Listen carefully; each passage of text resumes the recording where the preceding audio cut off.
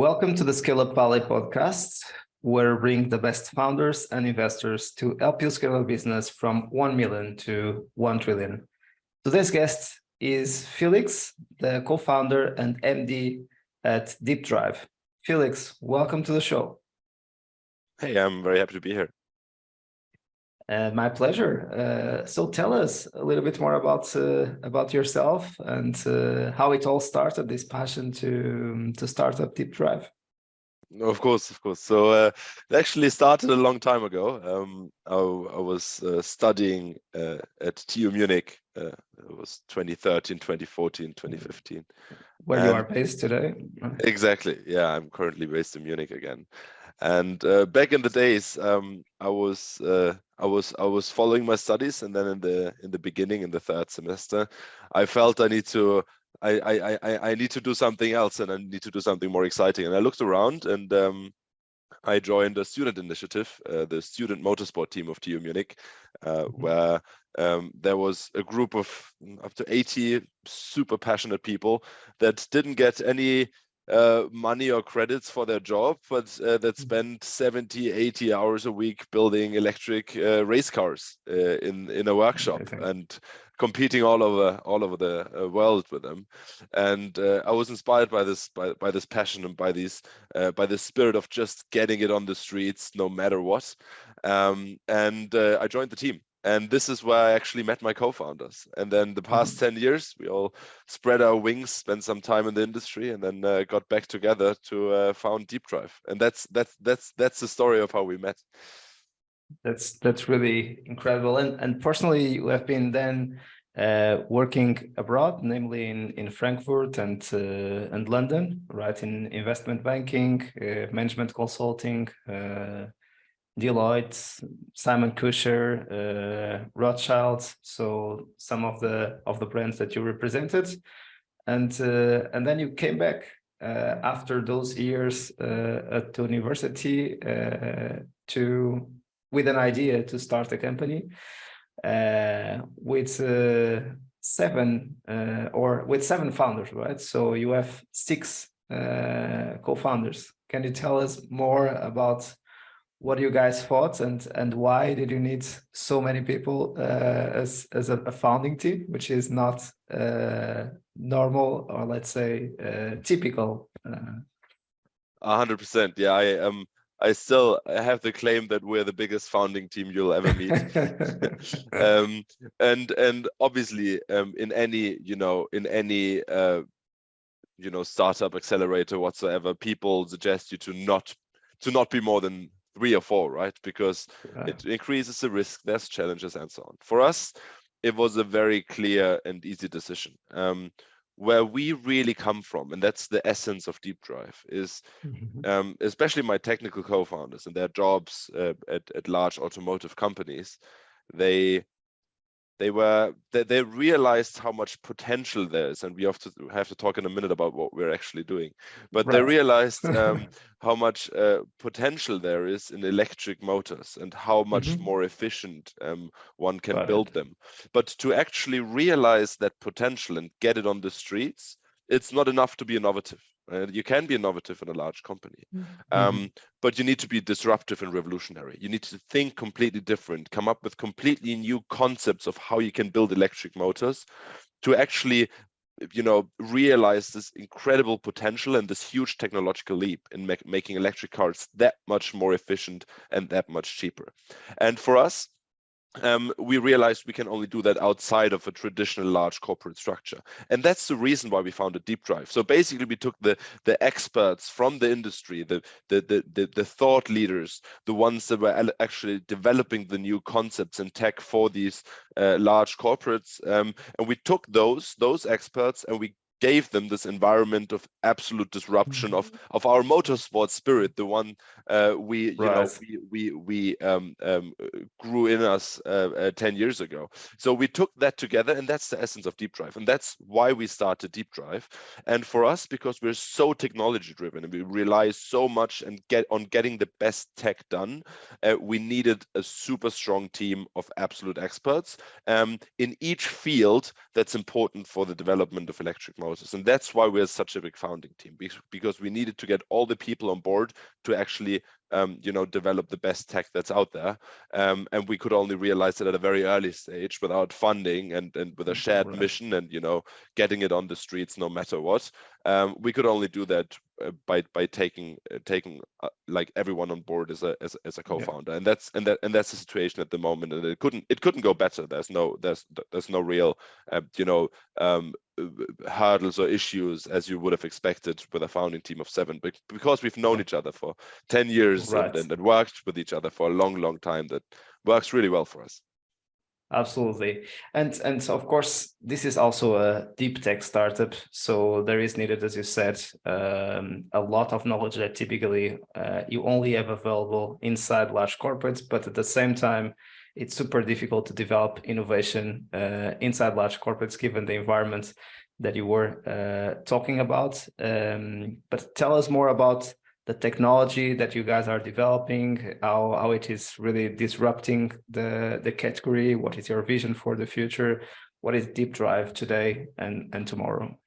Of course. So really, what we developed is a new type of electric motor for electric vehicles. An electric motor with 3 main advantages. First one being efficiency. So we have a 20 percentage point efficiency increase compared to current state of the art, meaning an electric vehicle drives 20% further if you just replace the existing motor with our motor.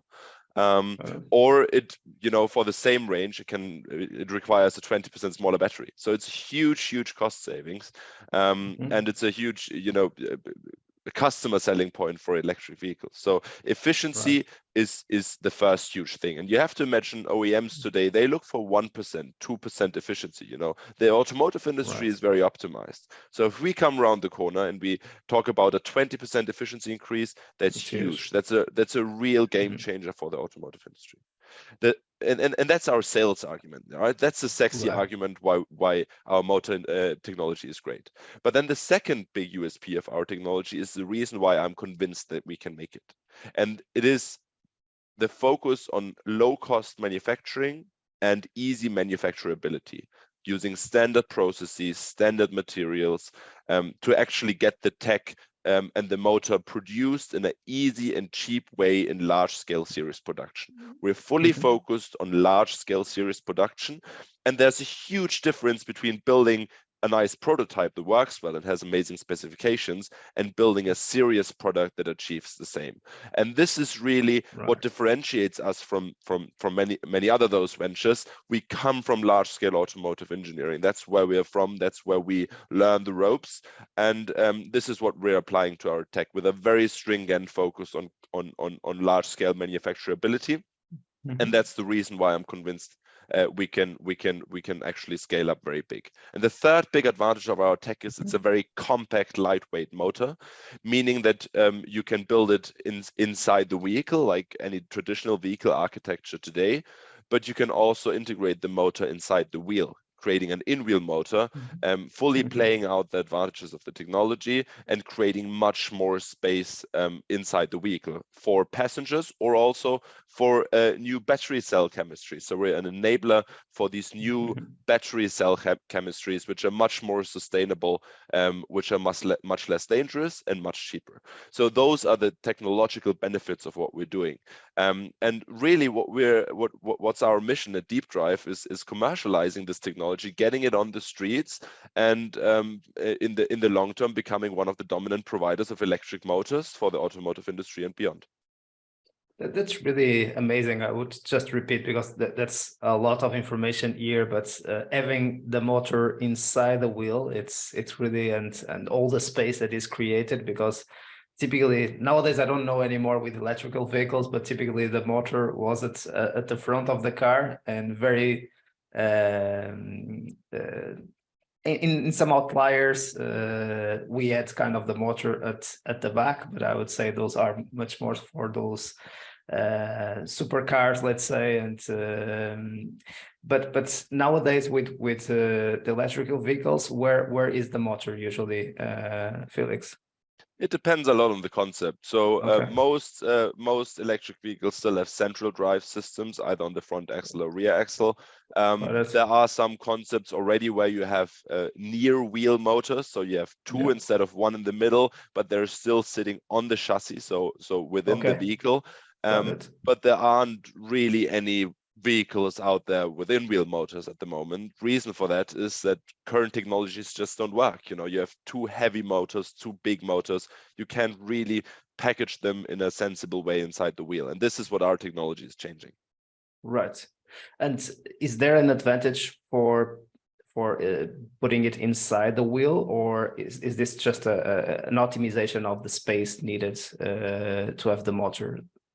Exactly right. Okay. The biggest benefit of it is the space that you can save within the vehicle, and then obviously you can reduce a few parts. You don't need drive shafts. You know, there's a number of parts that you can remove. It just makes the whole vehicle much more modular, much simpler to build, and then obviously increasing space inside the vehicle.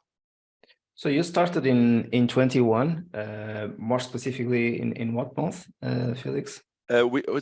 Incorporation date was the 27th of May, so we're 2 weeks shy of our 2-year birthday, so to say. Okay, amazing. Of course, this episode will be released in June, but yeah, we are almost at 2 years of celebration of your second birthday, so which is quite incredible. And where are you in terms of the stage of growth, in terms of the development of the product, in terms of the metrics, whatever you can share? So we really pushed the gas pedal over the past 2 years to get going very quickly, receive significant traction very quickly, which just shows how exciting this technology is for the automotive industry. So we closed a Series A, a 15 million euro Series A, led by BMW iVentures and the corporate venture unit of Continental in March this year. Prior to that, 12 months ago, we closed a seed round with UVC Partners, with Bayern Capital, where we were also joined by Peter Mertens, who was CTO of Audi and Volvo, and Jonas Rieke, COO of Personio. So really strong team of strong financial backers.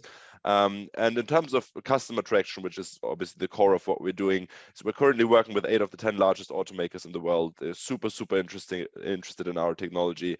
We're starting first vehicle projects, building up first prototype vehicles this year, and we aim to start serious production over the next 3 to 4 years. So really, the core focus for us over the next year or two is winning first series commitments, and kind of like getting our motor into large scale series production. That is amazing, and kind of one of the differences of a deep tech startup, let's say to a SaaS startup that we typically have here on this show. So how were you able to go through fundraising, understanding that the commercialization would be a little bit down the line, or not too close to the moment that we are today, and that you would need to raise a Series A and potentially a Series B and the Series C before getting, let's say, to even 1 million or 5 million or 10 million in revenue, right? Yes, exactly. So I think, coming from a standard SaaS perspective, what we're doing is very different. It seems very binary, right? You either win a serious project or you don't. And if you win one, you make significant revenues, and significant revenues means in the hundreds of million euros per project, right? So there's really huge potential there. And what you build then is a very sustainable, large scale business, because a vehicle project runs for 5 to 7 years, right? So you have amazing revenue visibility. You can build a really large company without many, fluctuations. Obviously, there's a lot of challenges on the way there, and even once you win those projects, there's challenges. But the end game, so to say, the one out of the binary cases, makes a super exciting and attractive investment also for VC. The thing is, it is not as binary as one would expect. Obviously, on the revenue side, it is, right? We're making some revenues this year, next year. We made some last year. It's very project based. You you do projects of around $500,000 or something, where you do design studies or integrate prototypes, sell prototypes to OEMs. So these are kind of projects that are ongoing. But on the revenue side, it seems very binary. That's the traditional metrics investors would look at.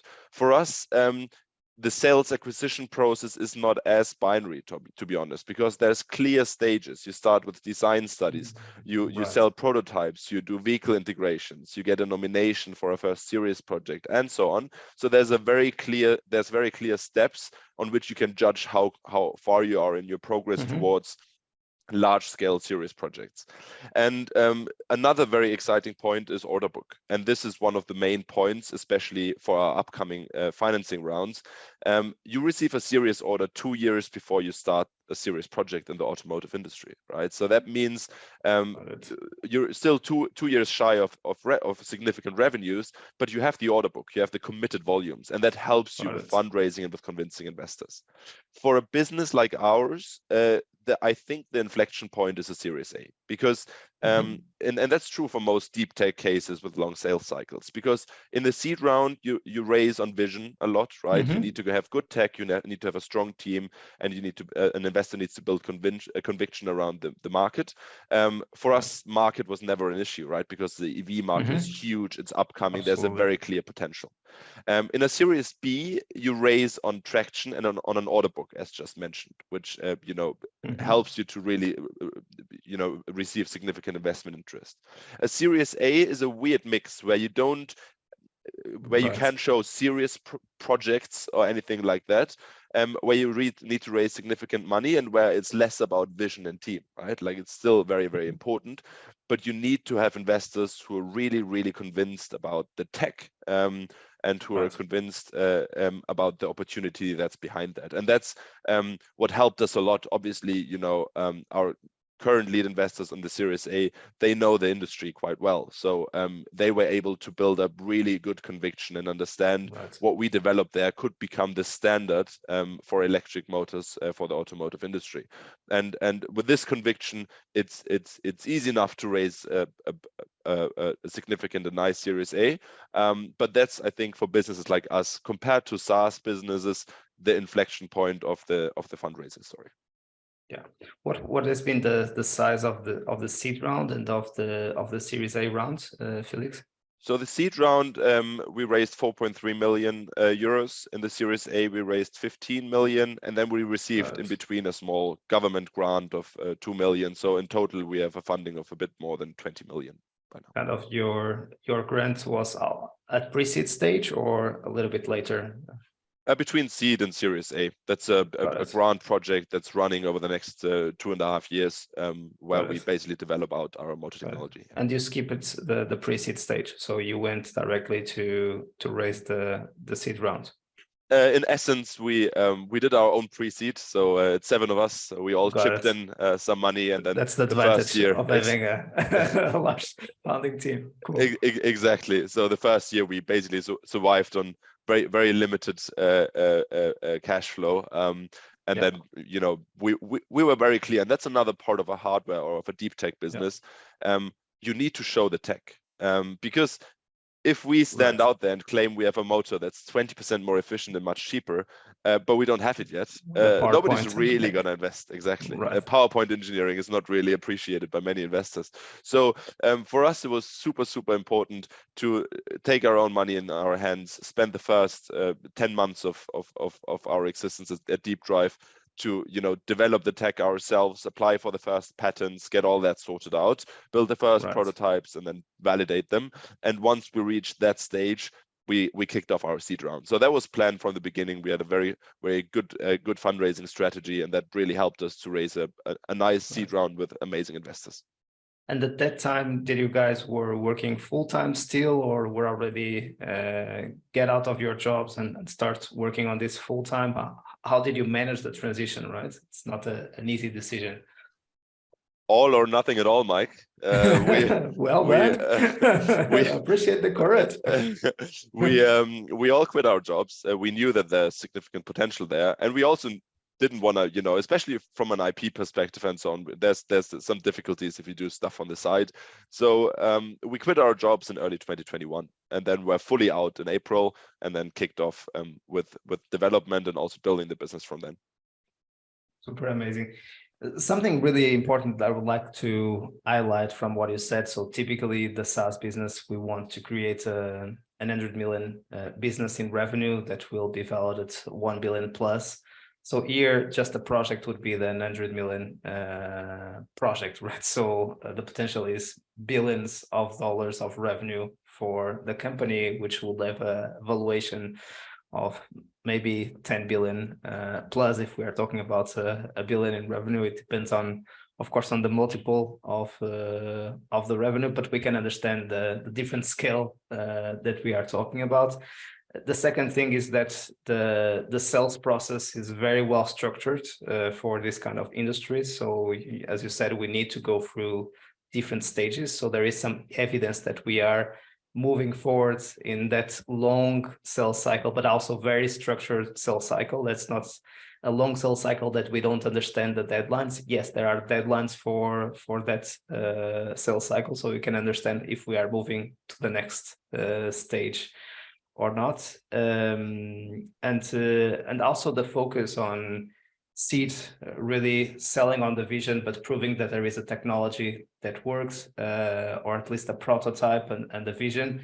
And then in Series A, proving the power of the technology and some engagement and some proof of demand, right, from the automotive industry. And now the Series B is really that you have a commitment from an automotive brand that they will use your technology and your motors in a large scale production, right? So I'm trying to kind of summarize for the audience. However, as you can imagine, this is not an easy area for me and not my expertise. So. 100%, and that was a really good summary. I think those are the key points of our journey. I think another super important point, which is a bit of a difference between obviously not all SaaS businesses, but many SaaS businesses compared to deep tech, is first of all, obviously, it's all about the product. It's all about the tech. You need to have great tech. That's right. How you win.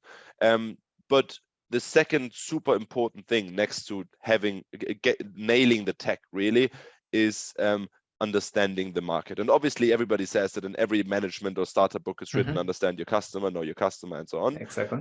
The thing is for what we are doing, especially in the automotive industry, it's not enough to have a understanding of the automotive industry and have a great tech.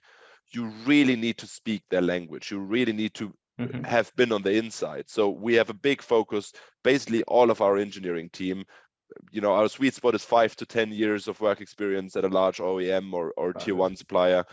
You need to understand quality management, which is crazy, right, in the automotive industry. You need to know the standards. You need to understand the tests they're doing. You need to understand the lingo, and you need to understand the cycles and the politics behind what you're doing. So there's many points where it's super important to basically be one of them, be automotive and be an automotive person, because otherwise you will really struggle to disrupt the market. You can disrupt the market with tech, but it's very hard to disrupt the automotive industry with approach or with how you do sales, especially in our position where we don't build cars, but we're in the end a supplier of a component to car manufacturers. Yeah.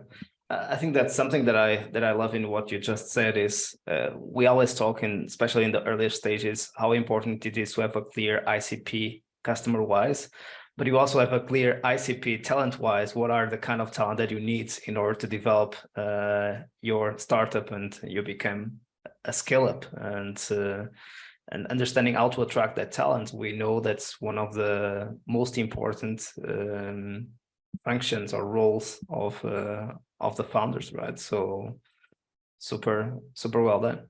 Exactly. That's one of our main jobs. Thankfully, we we can hire many people out of our network because, you know, obviously the more people we hire that have experience, they worked with colleagues that they're super impressed by, and those are the people we're targeting to hire as well. So that really helped us. I mean, 14 months ago, it was 8 of us. Currently, we're around 40, and by the end of the year, we'll be 70. So we're growing a lot, but we are very, very focused on really high quality talent to get on board. And I assume that the value position for them was exactly what you were saying at the beginning. Do you want to stay on your corporate job and not being able to do something impactful and having a culture that doesn't promote your talent, doesn't challenge you? Or do you want to get into a more challenging situation, but have the opportunity to change the world and have a huge impact? Exactly. It's simple math as well, right? If your engineering department has 1,000 employees, you'll have a very small impact on the end product. If your engineering department has 30 employees, you'll have a much bigger impact. And I'm not a techie, so when I sit in interviews with techies, the thing I look for is hunger. You know, that's what we want to see. We want to see the hunger in the eyes. We want to see that people actually, you know, wanna get stuff done, and that's exactly the value proposition we offer. And we don't have much competition because there aren't that many automotive startups out there, especially in Germany.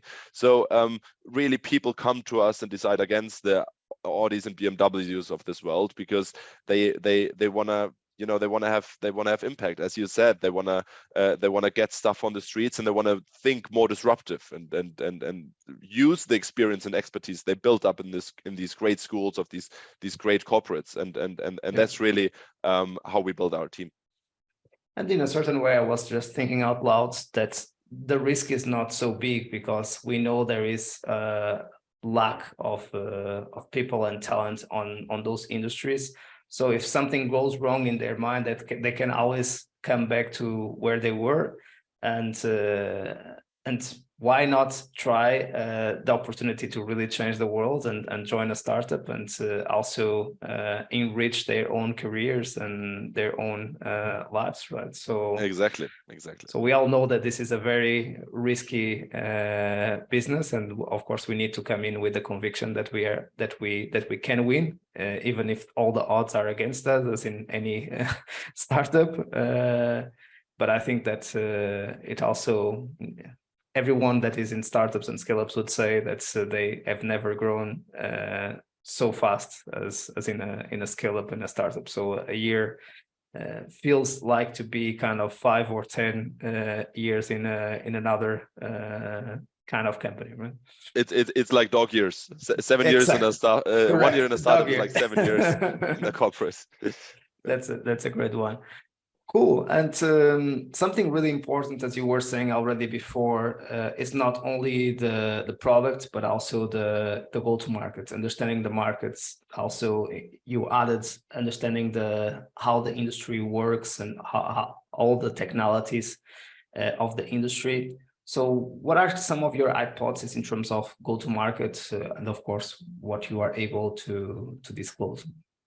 Of course. So for us, it's super important. I mean, the thing is, if you think about the automotive industry, there aren't that many customers, right? I mean, there's a number of them, but there's maybe 20, 25 automakers that are relevant to what we're doing. For focus, but typically also investors don't like it too much that you have a very limited pool of customers, right? Yeah, exactly. So the thing is, in that sense, you know, the companies are not that many. 25 is still, you know, a lot, but it's not hundreds. Then again, obviously within these 25 companies, there's a number of vehicle projects.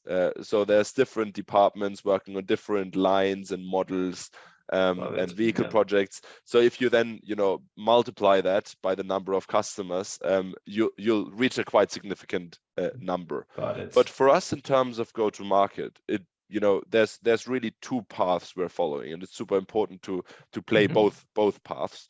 The one is going, you know, into the working level of engineers, you know, in pre-development, the R&D people, convincing them through, you know, tech deep dives. We are very present, you know, in marketing, on fairs, on in the media and stuff like that, which is super important for us, obviously, to kind of like build connection with them and explain where we come from and what our technology is about. But then at the second stage, it's as important to come in from the top, because you need top management support, you need to have decision makers on your side, and it is a very hard path to convince top management through the R&D working level. So, you know, this is where you know, network helps us a lot, obviously our own network, but then also of our advisors, of our investors, of our supporters. We have a really good and strong network globally in the automotive industry of people that support us and are invested in us, that can make these connections. So we basically come from the bottom and the top, and therefore you know, kind of like help the OEM to build conviction. And then it's really about the tech. Once you're able to have these contacts set up, it's all about, you know, kind of like convincing them on the tech.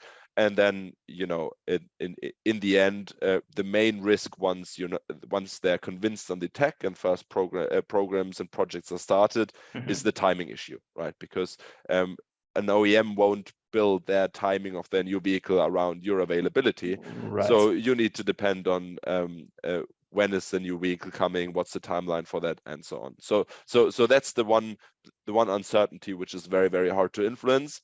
All the other things can be managed by a good strategy, a good plan, and a great network.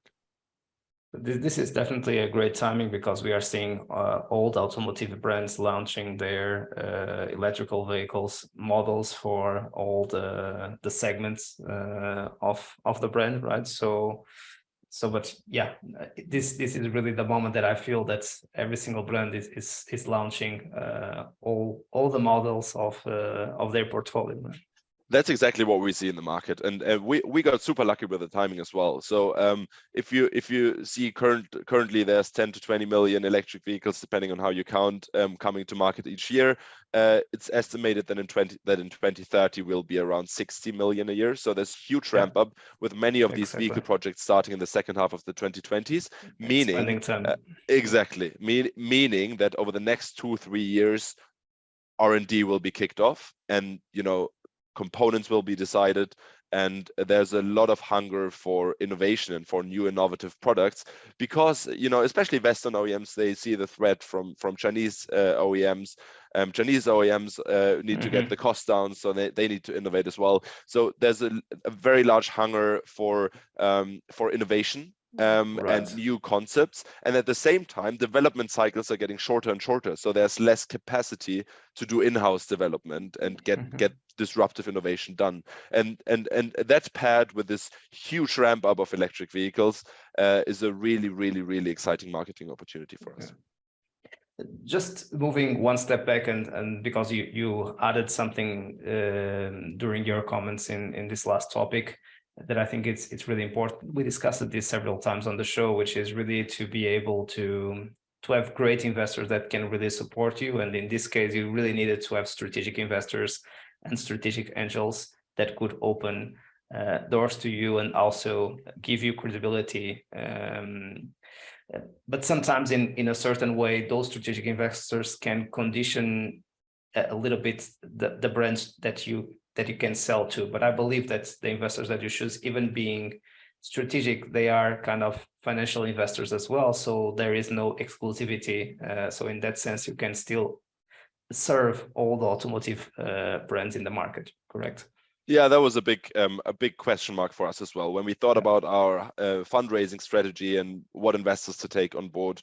In the beginning, we were very careful with taking strategic investors on board, because, as you mentioned, especially as a technology-driven company, getting strategics on board very early can be difficult. They have their own agenda, you know, they might influence you in certain ways.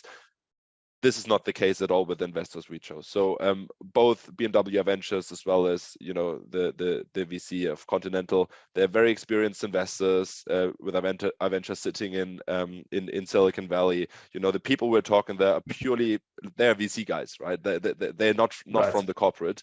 And that really sends a strong signal. So they help us a lot in terms of signaling to the market. Oh, BMW and Conti are invested. That's what's written in the headlines. They help us with connections, so that's great, but not at all at the expense of growth. So the very clear hypothesis of both new investors was a financial reason to invest in us, and they are very interested, obviously, in us working with a very broad set of customers, and very professional in that way. So we've been very lucky to have them on board. Yeah. Something that I got really impressed by what you said when we were preparing this episode was really of course, we already discussed it on the show, the huge upside that you have. So we are talking about a $1 billion company in revenue, so more than $1 billion in valuation. And we were thinking, but it's also very risky, as in any startup and scale up. So this is really against the odds industry. But you said there is also limited downside, which is not typically the case in other startups, because you have developed patents. So you have some IP that's in the worst case scenario you can always sell to the industry. Can you explain it a little bit better? What is the thought process behind what I just said? Of course. So I think the essence of it is tangible results. We create value in the company through our tech, meaning, obviously, as you mentioned, there's a huge upside potential of creating a multi-billion euro or dollar revenue business. But obviously that's risky, right? Depending on a lot of things and factors, and a very rough path ahead of us. In terms of downside, obviously, everything can happen, but because we create value, we create tangible results through a very exciting tech and the patents. We have many of our patents already granted. There's more in application, and there's very clear interest and a very clear validation of the tech that says, okay, this is actually better than anything currently out there. Creates a certain, downside protection, in the sense that if the company or the vision should not achieve the multi-billion dollar revenue because of customer timings, because of any outside factors, there's still opportunity to sell the IP or the company as an IP. So obviously that's not something what's our goal, or what we're targeting. And especially as an early stage investor, that's not how you build your business case, right? You're not thinking about downside cases. It's a power law, so either a high multiple or nothing. But in a sense, especially the more we grow, the more sustainable also in terms of business success this business becomes, because you create inherent value in the company on the balance sheet.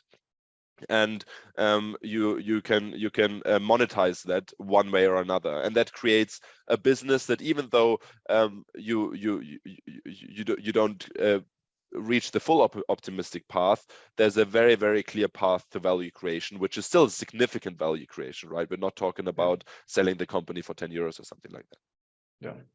So we always discuss also here, when a SaaS company is going through the enterprise route, how difficult and how tough it is the first years, because it takes some time for you to start having the first contracts. And also you need to be careful so they don't make your product a Frankenstein, in order to be able to convince them to trust you with the first contracts. But here, in your case, it is even more complex, because you really have a long road until you are able to convince those, or to have the first orders to be able to get the revenue on the door. So I think that the difficult part on this is really how do we manage, and how do we manage, let's say, the emotions of ourselves and of the stakeholders in the business, namely the investors. So everyone needs to be aware, and that's why it helps to have investors that understand the industry and the timings of the industry, because if you need to explain to investors that are not used to the timings of the industry, it might, maybe you will never have raised the capital anyway, right? So, but I'm just thinking much more out loud is sometimes there is the temptation, especially for SaaS companies, to go to mid-size or to smaller companies and start there. But sometimes the technology is so sophisticated that those kind of customers don't have kind of the capacity to pay so much for the level of sophistication of the technology. In this case, it's even more difficult. So in order to really have a solution, you need to be able to be super well compensated by the technology that you are developing. But I think in other ways is, what are some of the challenges that you feel as a founder on building an organization that is serving large enterprise customers and working with large enterprise partners as well? Yeah, 100%. And a lot of what you said, I agree with. There's one analogy to what you said in deep tech businesses. You still have the choice, and many startups take any one of those choices. Of growing fast or growing slow, basically, but that's oversimplified. So basically, the two paths you can go is either, if you're a deep tech company, is either you follow a road where you grow more slowly, where you're focused more on the tech, where you take up less outside capital. Maybe you're not the classic VC case. You start survive, you go into profitability early, you make significant revenues early on by doing engineering services, for example, selling some services, licensing out the tech very early on, these kind of things. That just takes away a lot of focus of the on the product, and it takes much longer to get to significant volumes in large scale projects.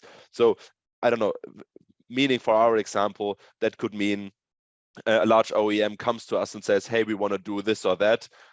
We want to do a small series of I don't know, sand buggies, and we need a little motor for that. Can you do that? And you do these little projects, you make a couple of $100K here and there, and then you slowly build up. You maybe build out an in-house production very early on, but a very small one, more of manufacturing with easy processes, prototype manufacturing, and then you go step by step. And after 20 years, you might be at a point where you have a reputation in the market where you then can go after bigger projects. That's the analogy of growing a bit more slowly with less capital. And the other path, and that's the path we're taking, is get into scale. Now is the window of opportunity. Now is the time where our tech is needed, and now is where we have the biggest value add at the moment. Because in 10 years' time, there will be electric motors that are as good as our motor is today. So for our approach, very clearly, is get into scale, and both on a strategic, on an organizational, but also on a technical level, from a technical concept. As mentioned before, we're fully focused on large-scale serious manufacturing, and that obviously creates challenges, right? We need to grow a lot. We need to grow quickly. We need the right partnerships with big manufacturers, because we can't build up a huge manufacturing plant ourselves very quickly. And we need to align with the processes, with the quality requirements, and so on of these large automotive OEMs very, very early on, which is a strain on the organization, because you need to fulfill quality standards where you have whole teams to implement them at large companies, and we basically have like this one guy doing it, so to say. So you still have the choice in deep tech startups between those two paths, and we very clearly chose the second path, because now, both from a timing perspective, from a scale-up perspective, and from an overall value creation perspective, we felt this is the better way to go, and this is very strongly, obviously, supported by our investors, and this is why we took up so much money so quickly, raising a large Series A within less than 2 years after our existence. I think there's arguments for both paths, right? But it just depends on you and your goals and the timeline that's behind it. To answer your question, really, the biggest challenge in the second path, going directly for the large customers, is, as I mentioned, right? It's the quality standards you have to adhere to. It's the very fast scale up of the organization, and it's the product side where you really need to, kind of like think ahead and not build a product which is very, very different. Build a product that's that can be produced 100 times a year versus 100,000 times a year. And you need the right people, the right talent for that to actually implement that. And that's, I think, the main challenge. Apart, obviously, from the point I made earlier about really knowing and understanding the automotive industry, speak their language, and understand your customer.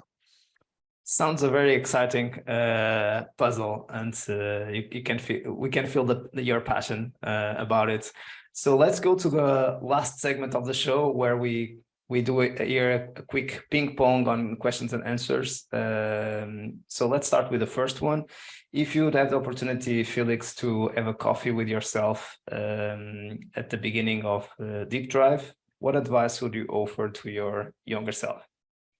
Spend even more time talking to all the people that went through it before. I'm doing that so much now. I think 3-4 times a week I'm talking to other founders, to investors, to people that have the experience, because in the end, so many of the startup challenges are very, very similar across the board.